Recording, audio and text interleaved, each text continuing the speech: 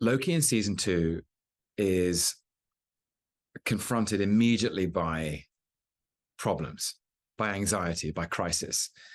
At the end of season 1, Sylvie kills He Who Remains. That was her mission. That he was a tyrannical force who was constricting free will and limiting life. And she knew she needed to remove him so that free will could thrive, that she could have a life.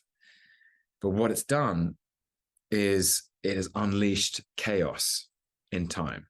So there are many, many multiplicitous and multitudinous realities. A multiverse is born, and it creates a problem. It creates a problem for the TVA. It creates a problem for Loki, because in his mind, the consequences of Sylvie's actions are going to lead to a terrifying and cataclysmic war where everything will be destroyed.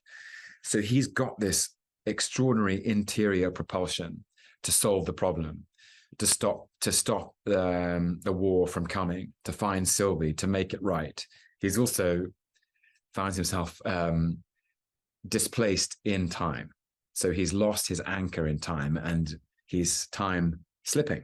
So he's moving from past, present, and future, and between these different time zones, but in the same place. And so he's just extremely stressed, basically. And he has to chase down solutions to these problems, but he's also on the way trying to make things right. He's trying to make better choices. He's trying to redefine his glorious purpose. I think it gives him a new clarity, a new and interesting point of view. Loki in season 2 is more humble, more sincere, more open, more curious, and more resolute. I think there's a resolution in him that will not be bent, will not be corrupted, I think. The most thrilling aspects of making Loki season 2 was actually the atmosphere that was created of creative collaboration with everyone on the team. Kevin Wright, our producer, Justin Benson and Erin Moorhead are directors of episodes 1, 4, 5, and 6. Kasra Farahani, our production designer and director of episode 3, and Dan DeLu, our director of episode 2. Eric Martin, the head writer, Catherine Blair, on the writing team, Michelle Blood, another producer, and the cast: Owen Wilson, Sophia DiMartino, Ki Hui Kwan, Wumi Masaku, Eugene Cordero, Gugu Mbatha-Raw, the entire team. There was a sense of, we synchronized watches. We all made sure that our imaginations were pointing in the same direction. And from start to finish, there was never a day where somebody didn't have a great idea. And the idea could come from anyone. And that's why I want to just salute and just pay my respects to this extraordinary team, to the Loki family, because that it felt like a very live atmosphere, that anyone could have a good idea at any time and suggest it, and it would go into the mix, and we put it into the script, or we put it on camera. And that sense of liveness, that sense of a set that felt very alive, very receptive to new ideas, is what you want in any creative process. You never want it to feel like it's set, it's planned, and then you just execute the plan. Because actually, the camera is interested in life. It's not necessarily interested in planning. And that this atmosphere was created by our kind of lead creative team is something I just feel extremely grateful for, because I think it's created a real cohesion to the vision of the show. And I felt like we were kind of all instruments. I felt like we were all instruments in an orchestra, and we knew what music we were playing. And it was a very unusual and very fulfilling experience on set. So my hats off to them, our directors, our producers, and our wonderful actors.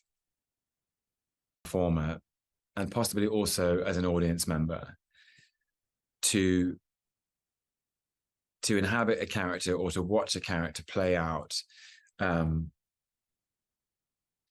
arc over many years in film and television. And it felt extremely meaningful to me, and has felt like an unusual honor to get to play Loki for this length of time. Every iteration has been interesting. The ancient mythological inheritance of the character has such depth and breadth and profundity. And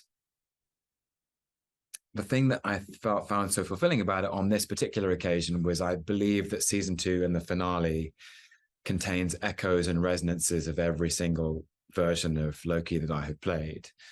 And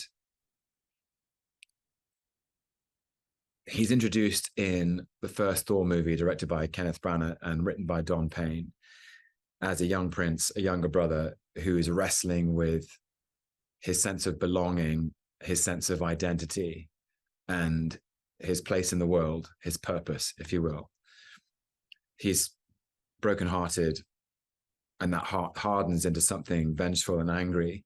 And then in Avengers, he comes down to earth and he says to Nick Fury, played by Samuel L. Jackson, "I am Loki of Asgard, and I am burdened with glorious purpose." And that purpose is arrogant and hubristic and entitled. And across 6 films, you realize that there was no glory. It was inglorious. It all came to nothing. It was a fallacy. It had no meaning, and ends in sacrifice. And in the first episode of season 1 of the show, Mobius reveals to Loki how meaningless and baseless that entitlement to glorious purpose was. But his connection with Mobius and his connection with Sylvie gives him a second chance to rethink and redefine his sense of purpose. And then you find the character at the end of the story still engaged with ideas of belonging, still engaged with a sense of identity and a sense of purpose. But those are infused with a new kind of humility, and the broken soul from that first Thor movie has gone on such a journey in his lived experience and in his heart that he's able to heal aspects or fragments of that broken soul and redefine it for himself. And I hope that redemption is meaningful for the audience. It certainly felt meaningful for me. Now that the season 2 finale of Loki has aired, I feel in the performing of it, in the planning of it, in the developing of it, in the writing of it, that Loki's sacrifice was wholly appropriate and, for me personally, very moving. You got a character who, for as long as he's been around, has been driven by self-interest, isolated largely by himself, on the surface charismatic and charming and playful, but on the inside defensive and vulnerable and hurt and alone, and someone who's never felt like he belongs anywhere. And so rather than live in the vulnerability of not belonging, he tries to fashion the world so that it belongs to him. It's full of drive, and he's at the center of it. And I think the journey he goes on across season 2 is that through his connection with Mobius and his connection with Sylvie. Mobius as a friend and a guide, Sylvie as a mirror that reflects and challenges him. And all his other friends, B15 and Casey and OB, and his experiences in the TVA, they have opened up his heart and mind to the possibility of trusting this character who can never be trusted, who's not worthy of being trusted.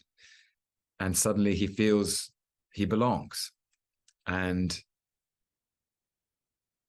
that to me is a journey of humility and acceptance. And